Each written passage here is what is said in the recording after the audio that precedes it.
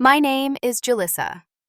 I'm 27 years old, and I'm sitting in my Chicago penthouse overlooking Lake Michigan when my phone lights up with a caller ID I haven't seen in 5 years. Mom. My heart races as memories flood back, a mixture of pain and anger rising in my chest. They finally found out. After all this time ignoring me, now they want to talk, now that they've discovered what I've built. Before I tell you about this life-changing phone call, let me know where you're watching from and hit subscribe so you don't miss the shocking conclusion to this story. Growing up in suburban Boston, I always felt like I was living in the shadow of my brother Jake. He was 3 years older, and from the moment he was born, he seemed destined for greatness. Jake was the golden child in every sense of the word. Tall, athletic, with our father's strong jaw and our mother's bright blue eyes. I, on the other hand, was average. Not ugly, but certainly not turning heads. Not failing school, but not a prodigy either. Just Julissa, the quiet girl who loved to write stories in her journal and dreamed of someday being noticed. Our parents, Susan and Mark, were successful professionals. Mom was a financial advisor at a prestigious firm in downtown Boston, and Dad was a corporate attorney whose clients included several Fortune 500 companies. We lived in a beautiful colonial house with a perfectly manicured lawn in a neighborhood where everyone drove luxury cars and competed over whose children were achieving more. Jake never disappointed in that competition. By age 7, he was already showing promise as a baseball player. By 10, he was being scouted for elite travel teams. In high school, he became the star quarterback, maintained a perfect GPA, and was elected class president 3 years in a row. Everyone loved Jake, and it was easy to see why. He was charismatic, hardworking, and seemed to excel at everything he touched. I can't say I hated him for it. Jake was actually kind to me when he remembered I existed. He would ruffle my hair when he passed me in the hallway at home, or occasionally ask about my day. But he was so caught up in his own whirlwind of activities and accolades that our interactions were limited. And our parents only made the situation worse with their obvious favoritism. I still remember the first time I truly understood my place in the family. I was 8 years old, and I had been cast as a tree in the school play. Not a speaking role, but I was excited nonetheless because I had helped design the costume and was proud of how it turned out. The performance was scheduled for a Thursday evening, and I had reminded my parents repeatedly throughout the week. "Mom, don't forget my play is Thursday at 7, I said as she rushed around the kitchen preparing dinner on Monday. "Of course, sweetheart," she replied without looking up from the vegetables she was chopping. Tuesday evening, I placed the reminder note I had carefully written on the refrigerator, securing it with a magnet shaped like a star. Wednesday night, I mentioned it again at dinner. "We know, Julissa," Dad said, his tone slightly annoyed. "We'll be there." Thursday arrived, and I went to school buzzing with excitement. The hours crawled by until finally it was time to put on my tree costume and take my place on stage. From behind the curtain, I peeked out at the audience, scanning row after row for my parents' faces. The seats filled up with other families, but there was no sign of mine. The play began, and as I stood motionless as a tree for the entire first act, I kept hoping they were just running late. They never showed up. When I got home that evening, still wearing traces of the green face paint, I found them in the living room celebrating. Jake had hit the winning home run in his baseball game that afternoon, and Mom had made his favorite dinner. There was even a small cake with "Congratulations, Star Slugger" written in blue icing. "Julissa, you're home," Mom said when she noticed me standing in the doorway. "Jake hit a grand slam today. The coach said it was the farthest ball he's ever seen a 12-year-old hit." I waited for someone to mention my play to apologize for missing it, but the moment never came. It was as if the event had never existed in their minds. "My play was today," I said finally, my voice small. Dad looked up, confusion crossing his face before recognition set in. "The play, oh Julissa, I completely forgot. Jake's game went into extra innings and we just lost track of time." "It's okay," I said automatically, though it wasn't. "I was just a tree anyway." "See no harm done," Mom said, returning her attention to Jake, who at least had the decency to shoot me an apologetic look. That night was the first time I cried myself to sleep over my invisible status in the family, but it wouldn't be the last. The pattern continued as I grew older. When I was 14, I won a statewide writing competition with an essay about environmental conservation. The awards ceremony was scheduled on a Saturday morning, and once again, I had reminded my parents multiple times. Once again, they failed to show up. This time, it was because Jake had an important football game that had been rescheduled due to rain the previous day. When I returned home with my certificate and a small trophy, I found the house empty. They had all gone out to celebrate Jake's victory at his favorite restaurant. I placed my award on the kitchen counter where they would see it, but by the time they returned home full of stories about Jake's amazing touchdown, no one even noticed the shiny trophy standing there. The next morning, Mom spotted it while making coffee. "What's this?" she asked, picking it up with mild curiosity. "I won the state writing competition yesterday," I said, unable to keep the hurt from my voice. "Remember the awards ceremony I told you about?" "Oh," she said, setting the trophy down and returning to her coffee. "That's wonderful, honey. You should put it in your room. No congratulatory dinner, no cake with my name on it, just a suggestion to hide my achievement away where no one would have to see it." Perhaps the most painful memory was my 16th birthday. Sweet 16, supposedly a milestone in a girl's life. I had mentioned wanting a small party with a few friends from school, nothing elaborate. Mom had nodded distractedly and said she would see what she could do. The day of my birthday arrived, and I came downstairs to find a card on the kitchen table with $20 inside and a hastily scrawled note. "Happy birthday, Julissa. Sorry we can't be here today. Jake has a college recruitment meeting we can't miss. There's pizza money on the counter. Love, Mom and Dad." I spent my 16th birthday alone watching movies and eating pizza I ordered myself. Jake texted me, "Happy B-Day, sis," around 9 that evening, but my parents didn't call until the next day, full of stories about how many college scouts were impressed with Jake and how they were now considering Harvard as a real possibility. As I moved through high school, I stopped expecting my parents to show up for me. I stopped reminding them about important events. I stopped sharing my achievements. What was the point? In their eyes, nothing I did could ever compare to the glory that was Jake. I wonder sometimes if they ever realized what they were doing. Did they know they were slowly killing my spirit, teaching me that I wasn't worthy of their time or attention? Or were they so blinded by Jake's star that they truly couldn't see the damage they were causing to their daughter, who stood waiting in the shadows, hoping for just a fraction of the love they so freely gave her brother? When college acceptance letters began arriving during my senior year of high school, I made a decision that would alter the course of my life.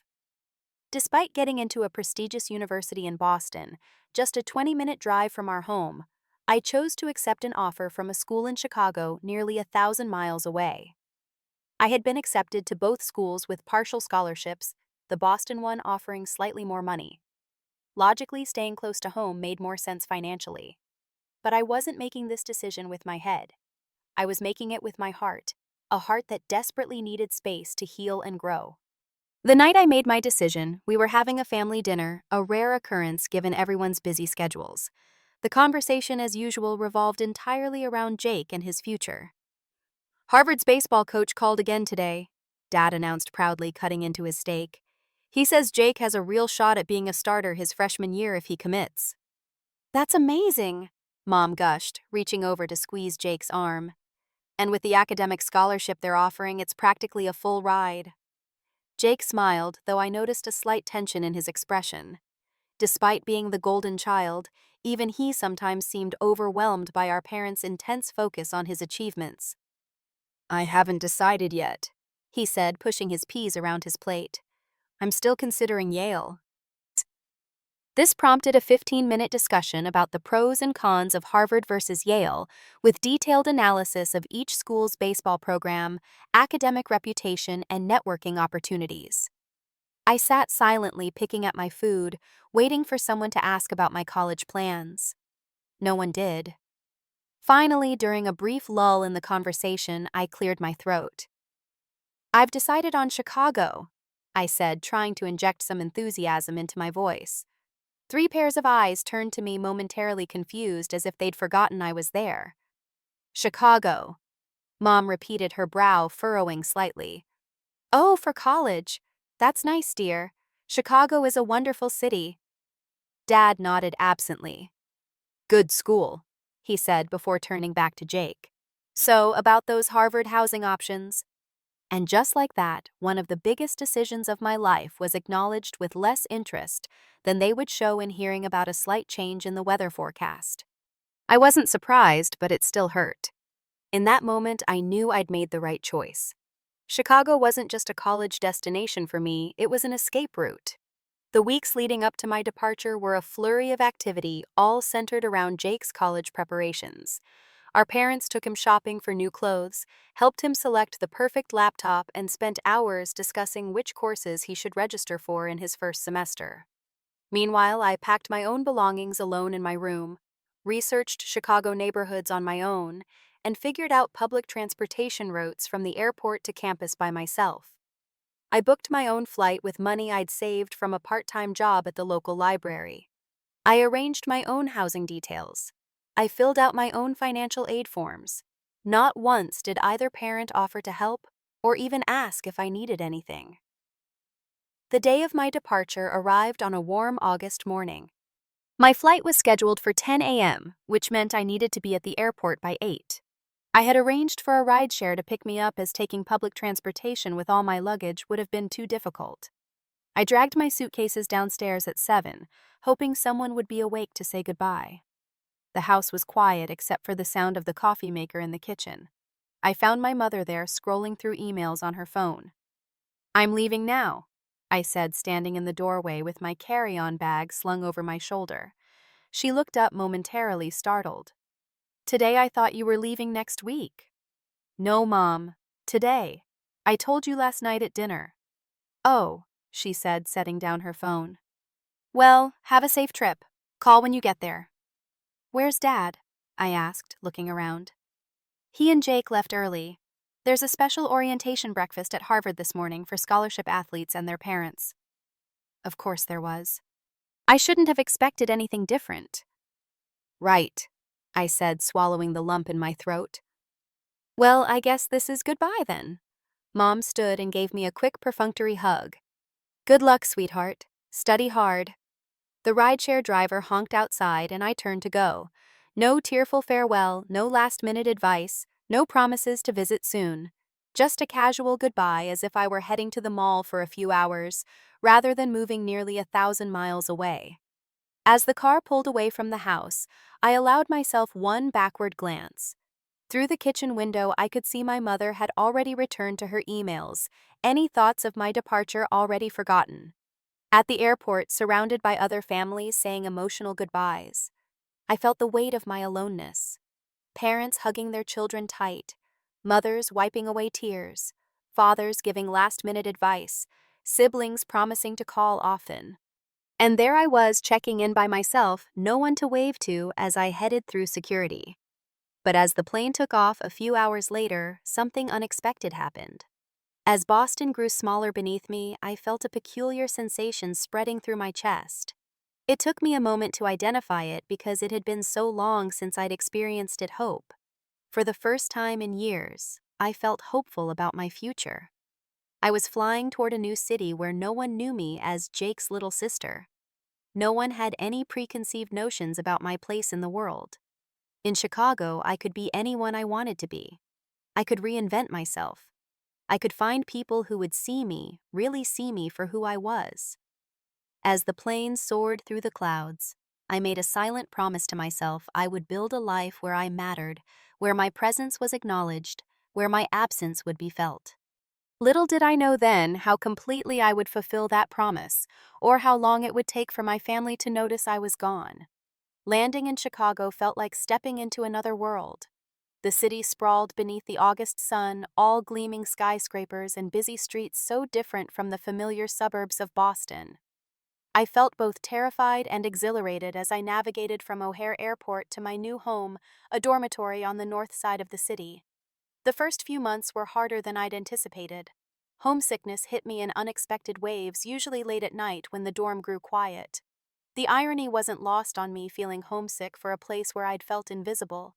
But I suppose familiarity has its own comfort, even when that familiarity is painful. I called home every Sunday during those first weeks, a ritual I imposed upon myself more out of obligation than desire. The conversations followed a predictable pattern. I would ask about everyone, receive detailed updates about Jake's adjustment to Harvard life, and then when I tried to share stories about my own experiences, the interest would wane noticeably.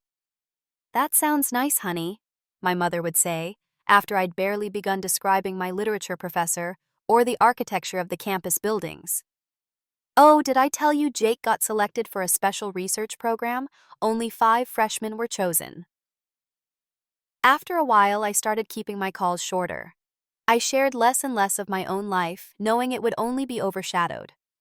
By Thanksgiving, when I decided to stay in Chicago rather than fly home for the holiday, neither of my parents seemed particularly disappointed. "We understand, sweetheart. Flights are expensive this time of year," my mother said, not knowing I had checked and found several affordable options. "We'll miss you, but Jake is bringing home his new girlfriend for us to meet, so we'll have plenty of company." The truth was, I couldn't bear the thought of sitting through another family gathering where Jake's life was the only topic worthy of discussion. So instead, I spent Thanksgiving with a group of international students who couldn't go home eating store-bought turkey in the dorm lounge. It wasn't traditional, but there was laughter and genuine conversation, people who asked questions and waited for answers, who seemed interested in what I had to say. Among those students was Zara, a vivacious girl from California, whose parents had moved back to India temporarily for work. She lived on my floor, but we hadn't spoken much until that Thanksgiving gathering. Something clicked between us that day, a recognition of kindred spirits. "You remind me of a bird that's just learning it has wings," she told me one night as we shared pizza in her room. "You keep looking around like you're waiting for permission to fly." Her words struck a chord so deep I nearly cried. That was exactly how I felt, like I'd spent my whole life in a cage believing I needed someone to open the door for me. "You don't need permission," Zara continued, gesturing with a slice of pizza. "The door's been open this whole time. You just have to decide to go through it." With Zara's friendship, I began to discover parts of myself I never knew existed. She dragged me to campus events I would have been too shy to attend, alone introduced me to her wide circle of friends, and constantly pushed me to speak up in situations where I would have remained silent. "The world can't see how amazing you are if you don't show them," she would say. Academically, I was finding my footing too. I had enrolled as an English major thinking my love of writing would naturally translate to that field. But during my second semester, I took an economics class as an elective and found myself unexpectedly captivated. Numbers and market theories that would have bored many of my classmates to tears fascinated me. I discovered I had an intuitive understanding of financial systems and trends. The following year, I changed my major to finance with a minor in computer science, a combination that raised eyebrows among the academic advisors. "That's an unusual pairing," my advisor commented when I submitted the paperwork. "What's your career goal with that?" The truth was, I didn't have a specific plan yet, but something about the intersection of finance and technology felt right to me. It was like 2 puzzle pieces clicking together in my mind. My junior year, I secured an internship at a small financial technology startup downtown. The company NextFin was developing software to help people better manage their personal investments. It was there that I met Sophia, a 40-something entrepreneur who had founded the company after 15 years on Wall Street. Sophia became more than a boss to me. She became the mentor I had always craved. Where my mother had never taken interest in my abilities or ambitions, Sophia seemed to recognize something in me from our very first meeting. "You have good instincts," she told me after I'd pointed out a flaw in one of their investment algorithms during my second week. "Most people would have followed the established pattern. You questioned it. That's rare." Under Sophia's guidance, I flourished. She gave me increasing responsibility, invited my input during strategy meetings, and spent hours after work discussing the future of financial technology with me. For the first time in my life, I felt truly seen and valued for my mind. Meanwhile, my communication with my family grew increasingly sporadic. I still called on major holidays, but the conversations had become so predictable they were almost scripted. No matter what achievements I shared, the response was always lukewarm, followed quickly by updates about Jake. One particular call stands out in my memory. It was after I had helped develop a new feature for Nextfin's platform, an achievement that had earned me significant recognition within the company, including a bonus and a promise of a full-time position after graduation. "That's nice, dear," my mother said after I'd enthusiastically explained the project. There was a pause, and I could almost hear her mentally changing the subject. "Did I mention Jake has been offered an internship at Goldman Sachs for the summer, the youngest intern they've ever accepted? We're so proud." That was the moment I decided to stop trying. It was like hitting a wall for the 1,000th time and finally accepting that it would never move.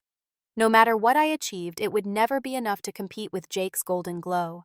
And more importantly, I realized I didn't want to compete anymore. I was building a life I loved, surrounded by people who appreciated me.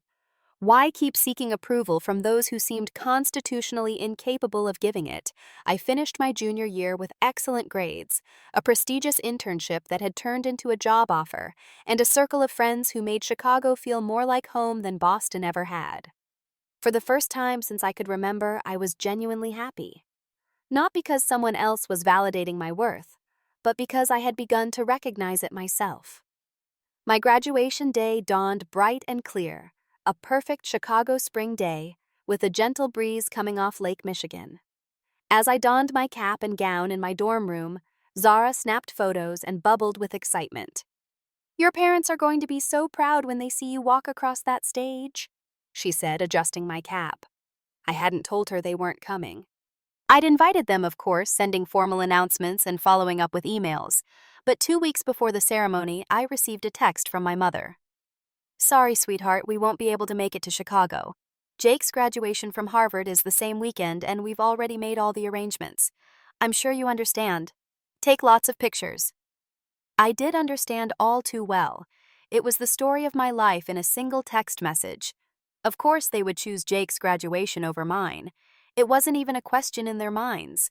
The golden child took precedence always. Rather than wallow in self-pity, I decided to make the day special anyway. Zara and Sophia came to the ceremony cheering loudly when my name was called. Afterward, we went to a fancy restaurant downtown where Sophia surprised me with a beautiful leather portfolio engraved with my name. "For the future financial mogul," she said with a wink as I opened it. That summer, instead of returning to Boston, I moved into a small but charming apartment in Wicker Park and started my full-time position at Nextfin. The company was growing rapidly, and with my dual background in finance and computer science, I quickly became an integral part of the product development team. It was during this time that the idea first came to me. While working on Nextfin's platform, I noticed a significant gap in the market. Most financial apps were designed for people who already had substantial assets to invest. There was very little that catered to young people just starting out, those with limited funds, but a desire to begin building wealth. I started sketching out concepts for a new kind of investment platform specifically tailored to the needs and behaviors of people in their 20s. It would gamify the investment process, making it accessible and even fun, while educating users about financial literacy in bite-sized, digestible formats. I shared my idea with Sophia during lunch one day, spreading my notepads across the table with growing enthusiasm. "This could be huge," I explained, pointing to my market research. "There are millions of young adults who want to invest but are intimidated by traditional platforms. They need something that speaks their language." Sophia listened intently, asking pointed questions that helped refine the concept. By the end of lunch, she was as excited as I was. "You need to develop this, Julissa," she said firmly, "and I know someone you should meet."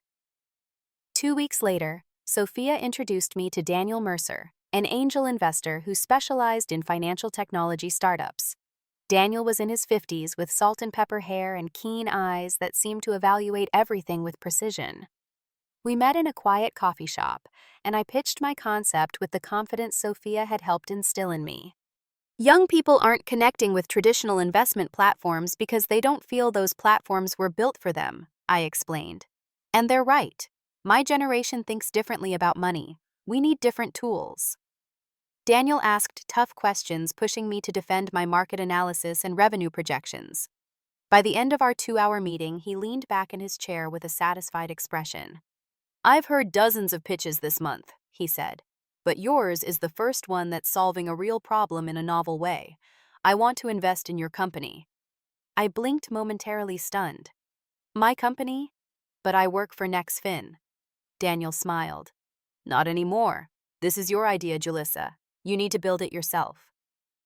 That conversation changed everything. With Daniel's initial investment and Sophia's blessing, she even became a minor stakeholder. I left Nexfin to found start my own financial technology company, focused exclusively on young investors. The next 18 months were the most challenging and exhilarating of my life. I worked 16-hour days building my team, refining the platform, pitching to additional investors, and dealing with the countless setbacks that come with any new venture. There were nights I slept on the office couch, weeks when I hardly saw the sun, and moments of doubt so intense I questioned every decision. But through it all, there was one constant. Not once did my parents ask what I was doing. Our communications had dwindled to occasional text messages, usually initiated by me. I would send a brief, "Hope all is well," and receive an equally brief reply, often including some news about Jake's latest accomplishment at his banking job. After one particularly grueling week during which I had secured a major round of funding, but also had to let go of a team member who wasn't performing, I called home craving some connection to my roots. My father answered, sounding distracted. "Hi, Dad, it's Julissa. Do you have a minute to talk?" Julissa. "Hello. Can I call you back? Jake just arrived with news about his promotion, and we're about to open champagne." I closed my eyes, a familiar pain washing over me. "Sure, Dad. No problem." He never called back. And I never called again. That was the moment I decided to cut ties completely. I changed my phone number, closed the email account my parents had, and moved to a new apartment without providing a forwarding address. I didn't announce my decision or make a dramatic declaration. I simply disappeared from their lives, curious to see if they would notice, if they would reach out through other channels to find me. They didn't. Not a single attempt to locate their missing daughter. No calls to college friends whose numbers they might have had, no messages through social media, nothing. It was as if I had never existed. The pain of that realization was acute but also strangely liberating. I no longer had to maintain the fiction that they cared. I no longer had to steel myself against the inevitable disappointment of their disinterest.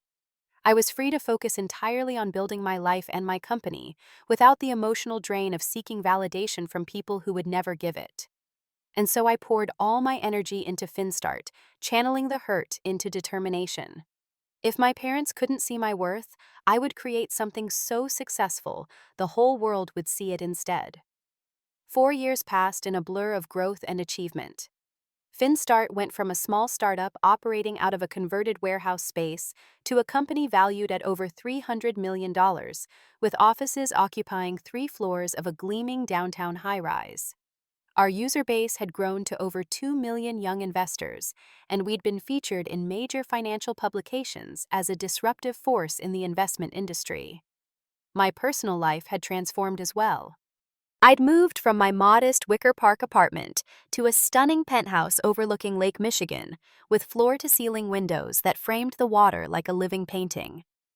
I'd found love with Alex, a talented architect I met at a charity gala whose quiet strength and unwavering support had helped heal old wounds I'd thought would never close. Most importantly, I'd built a family of choice. Zara was still my best friend, now working as Finstart's chief marketing officer. Sophia had become a mentor and maternal figure, someone who celebrated my successes and helped me navigate failures with equal dedication. Daniel had evolved from investor to trusted advisor, a father figure who actually showed up when I needed guidance, and my team at Finstart felt like siblings, people who shared my vision and worked alongside me to make it reality.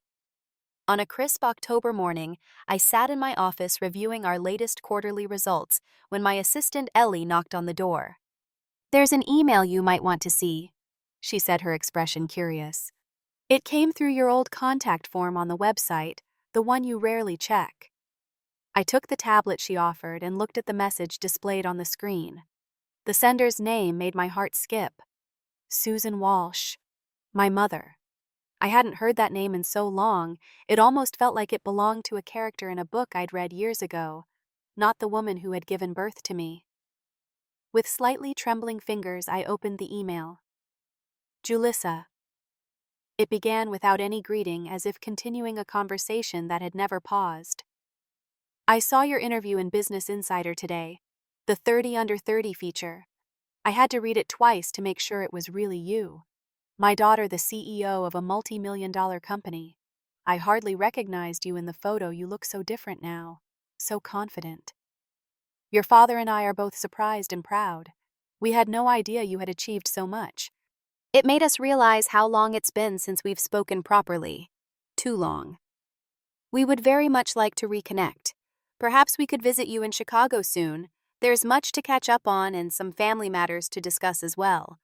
Jake has been going through a difficult period professionally, and we think you might be in a position to help. Please call when you can. I'm using my old number. Mom. I read the email 3 times, emotions swirling through me like a storm. Surprise that she had reached out after all this time. Anger at the casual way she referenced our estrangement, as if it had been a mutual drifting apart rather than their complete disregard for my existence. Bitterness at the mention of Jake, making it clear that even now part of her motivation was to help her golden child. But beneath all that was something unexpected curiosity. What would it be like to see them now from my position of strength and success? What would it be like to have them see me?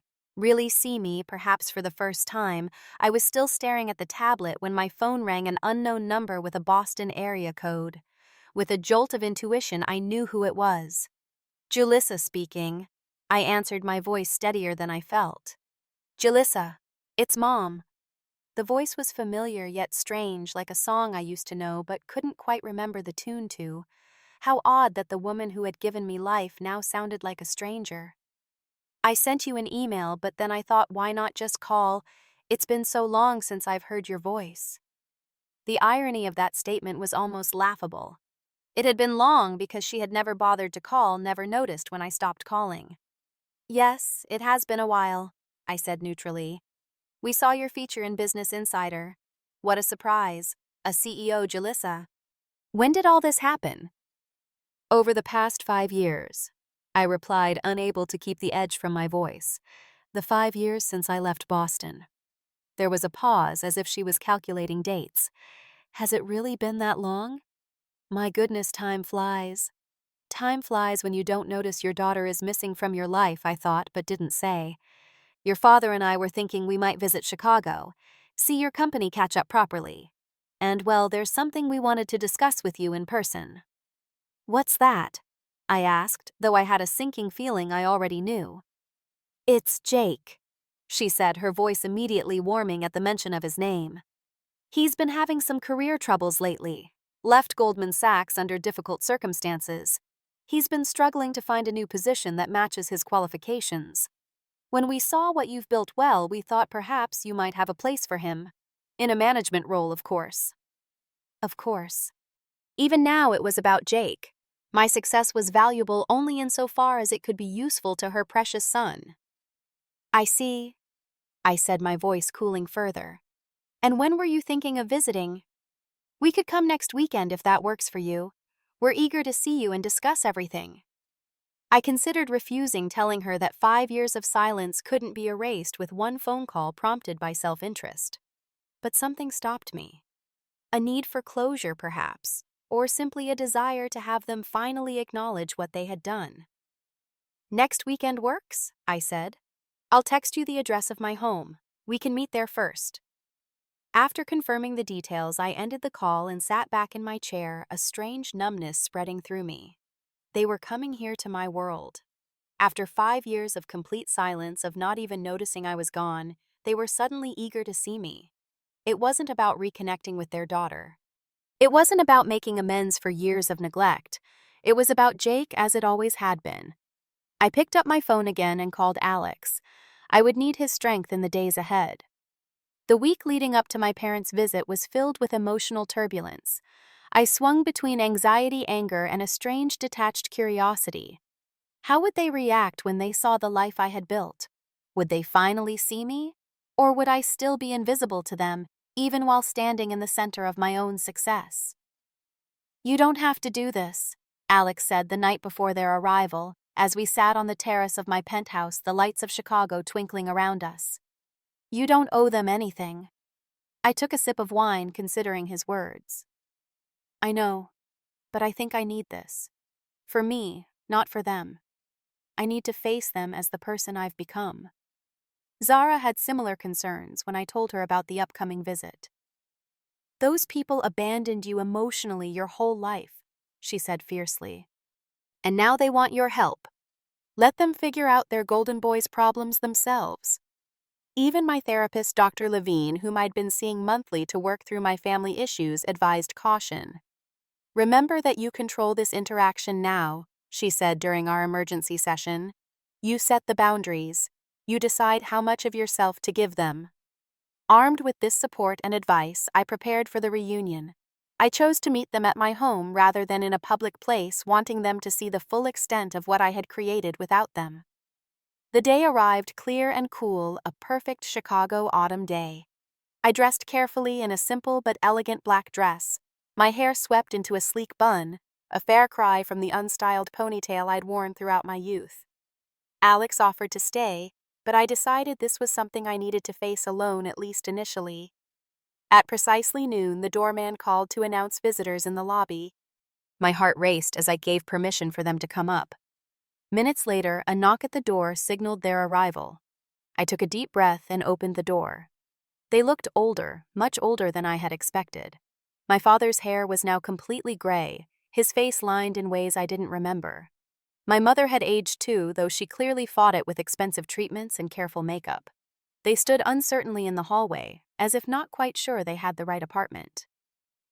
"Julissa," my mother said, her voice holding a note of surprise, as if she'd expected to see the awkward girl who had left Boston, not the confident woman before her.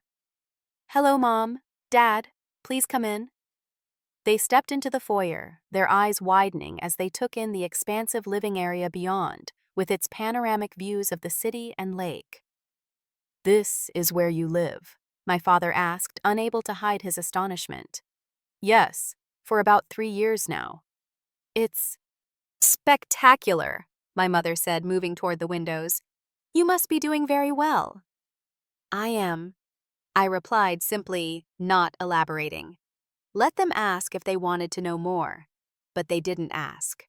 Not about how I had built my company, not about the challenges I had overcome, not about my life during the 5 years since they had last seen me. Instead, after a cursory look around, they settled on the sofa and turned the conversation to the reason for their visit. "We've been so worried about Jake," my mother began, clasping her hands in her lap. "He was on track for partnership at Goldman, but then there was this terrible misunderstanding with a client and they let him go. So unfair. He's been unemployed for nearly 6 months now." "That must be difficult," I said neutrally, taking a seat across from them. "It's been devastating for him," my father added. "He had such momentum in his career, and now this setback has really knocked him off course." I nodded but said nothing, waiting to see how long it would take them to ask a single question about my life. The silence stretched uncomfortably. "Your company is doing well from what we read," my mother finally said, seeming to remember that this meeting was ostensibly about reconnecting with me. "Investment technology for young people, is that right?" "Yes. We have over 2 million users now and just closed a Series C funding round at a $300 million valuation." Their eyes widened at the figure. I could almost see the calculations happening behind my father's gaze. "That's very impressive," he said slowly. "We had no idea you had achieved so much." "How could you?" I replied evenly. "You haven't spoken to me in 5 years." They exchanged uncomfortable glances. "Well, you know how busy life gets," my mother said with a dismissive wave of her hand. "You've been busy building your company, we've been busy with our lives in Boston. Time just slips away." "It must have slipped very far for you not to notice your daughter had completely disappeared from your lives," I said, unable to keep the edge from my voice. My mother frowned. "What do you mean disappeared?" We knew you were in Chicago building your career. When was the last time you called me? I asked. When was the last time you answered a call from me? They looked at each other again, confusion evident on their faces. It's been a while, certainly, my father admitted. But you've been difficult to reach, always so busy. I shook my head slowly, a mixture of pain and disbelief washing over me. I changed my phone number 5 years ago. I moved without telling you my new address. I cut off all communication, and not once did you try to find me. Not once did you reach out through my college or friends or social media. You didn't even know if I was alive. The realization seemed to dawn on them slowly, like a sunrise neither wanted to see. That can't be right, my mother said, but her voice held uncertainty. We sent Christmas cards to your old apartment. And when they came back undelivered, what then? We thought you were just busy, establishing your independence. A bitter laugh escaped me. I've been establishing my independence since I was 8 years old and learned that nothing I did would ever be as important as Jake's baseball games. My father straightened a defensive posture I remembered well. That's not fair, Julissa. We supported both of you. Did you? When was the last time you attended any event that was important to me? My graduation? A work promotion? Even my 16th birthday, which you both missed for one of Jake's college recruitment meetings? We had responsibilities, my father said, his voice hardening. Jake needed our support for his athletic career. And I didn't need support, I was your child too. My mother sighed, reaching for her purse as if preparing to leave. I can see you're still harboring resentment. Perhaps this wasn't the right time for a reunion after all. No, it's the perfect time, I said firmly. Because for the first time, I'm not seeking your approval or attention. I'm simply stating facts. You spent my entire childhood focused solely on Jake. When I left for college, you barely noticed. When I stopped communicating entirely, you didn't even realize it had happened. And now, after 5 years of complete silence, you contact me only because you think I can help Jake. The truth of my words hung in the air between us. For a long moment, no one spoke. Then, surprisingly, my father's shoulders slumped. We didn't realize, he said quietly. We didn't see what we were doing. My mother looked less convinced, but something in her expression had shifted too. We always loved you, Julissa. We just thought you were more self-sufficient than Jake. I became self-sufficient because I had to be, I replied. No one else was going to take care of me. The conversation that followed was one of the most difficult of my life. For the first time, I laid bare the pain of my childhood, the countless moments of feeling invisible, the hurt of being constantly overlooked in favor of my brother. And for the first time, my parents seemed to truly listen. When the doorman called to announce another visitor, I was surprised to see Jake's name on the screen. My parents looked equally surprised. We didn't tell him we were coming, my mother said. He must have guessed. I gave permission for him to come up, curious to see my brother after all this time. When he entered the apartment minutes later, I was struck by how much he had changed. The golden glow I remembered seemed dimmed. He looked tired, his confident posture replaced by something more hesitant. Julissa, he said, his voice holding genuine warmth. It's really good to see you. Against all expectations, I found myself moving forward to accept his hug. Despite everything, Jake had never been deliberately cruel to me. He had been a child too, soaking up the excessive attention without understanding the damage it was causing elsewhere. I saw Mom and Dad's flight confirmation to Chicago and guessed they were coming to see you, he explained as we all sat down again. I thought I should be here too. It's been way too long. 5 years, I supplied, though apparently Mom and Dad didn't notice. Jake's brow furrowed. What do you mean? They didn't realize I had cut contact. They thought we were just busy with our lives. Jake turned to our parents, disbelief written across his face. Are you serious? You didn't notice you hadn't spoken to your daughter in 5 years? Their uncomfortable expressions answered for them. Jesus, Jake muttered, running a hand through his hair. I knew you guys were obsessed with my career, but this is another level. I felt a surprising surge of gratitude toward my brother. At least he understood the absurdity of the situation. That's part of why I'm here. He continued, turning back to me. I wanted to apologize for not staying in better touch myself. I got caught up in my own drama and didn't reach out when I should have.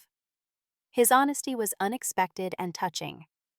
And I wanted to make sure they weren't just coming here to ask you for a job for me, he added, shooting our parents a pointed look.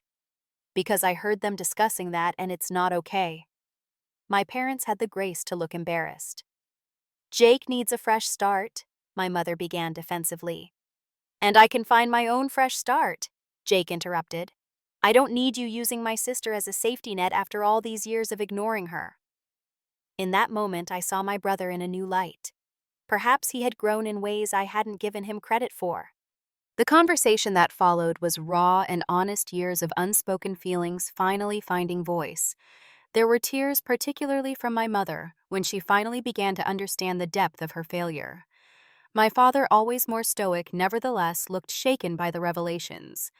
As afternoon turned to evening, one thing became clear: whatever relationship we might rebuild would never be the same as the one we had before, because that relationship had been built on unhealthy patterns and unequal treatment.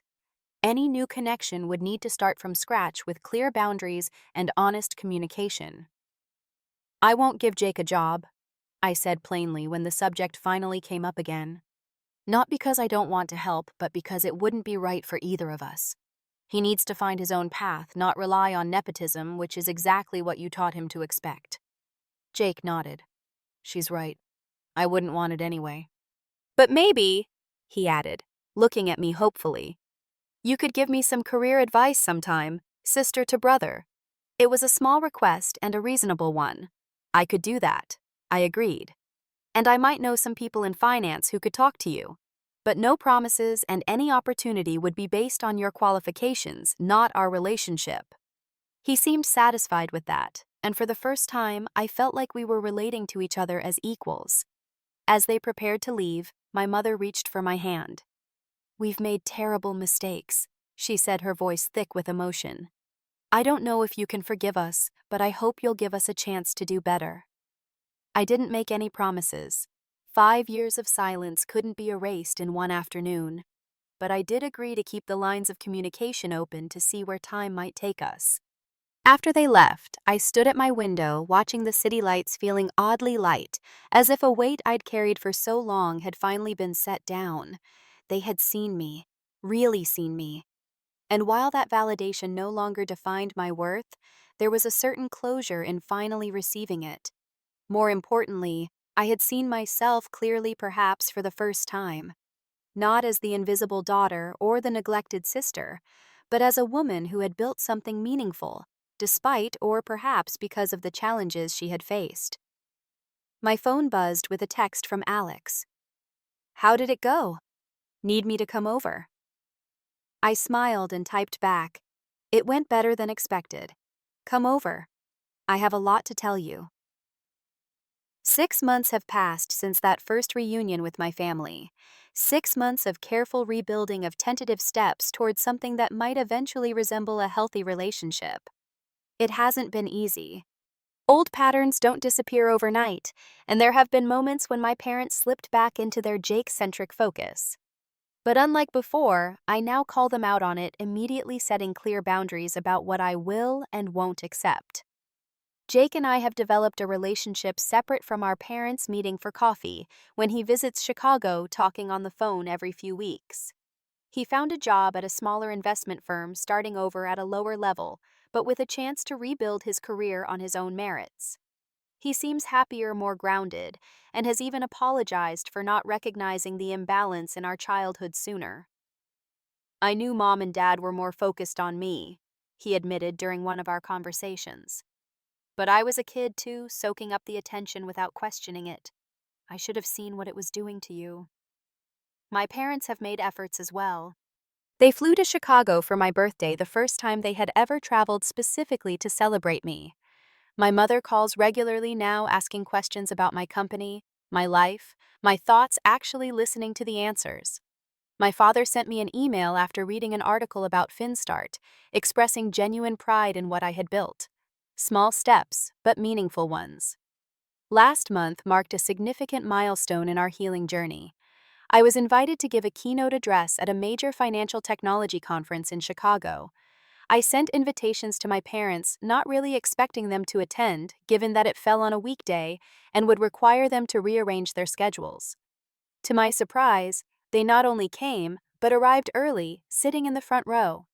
As I took the stage and began speaking about disrupting traditional investment models, I could see my mother leaning forward, genuinely engaged.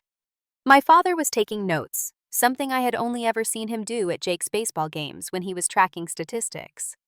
After the speech, which received a standing ovation, they approached me with tears in their eyes. "We had no idea," my father said, hugging me tightly. "No idea what you've accomplished, how brilliant you are." "We've missed so much," my mother added. "So many years we can never get back." It was a bittersweet moment, validation that came too late in some ways, but was still healing in others. The truth is, I no longer need their approval to know my worth. The years of building my company, surrounding myself with people who truly see and value me, have taught me that validation must come from within first. The scared, invisible girl I once was has become a woman who stands firmly in her own light. But there is comfort in finally being seen by the people who should have seen me all along. Not because their recognition defines me, but because it represents a kind of justice, a balancing of scales too long tipped in one direction. As I stand in my penthouse tonight watching the sunset paint Lake Michigan in shades of gold and pink, I reflect on the journey that brought me here, the pain of invisibility that pushed me to create a life where I couldn't be ignored, the determination born from neglect, the strength forged in silence. I wouldn't wish my childhood on anyone, but I can't deny that it shaped me into the person I am today. Would I have built Finstart if I hadn't been so desperate to prove my worth? Would I have pushed so hard, worked so tirelessly, if I hadn't been running from the shadows of my past? Perhaps not. And yet I wouldn't recommend pain as a motivator. Far better to nurture children equally, to see them clearly for who they are rather than who you want them to be.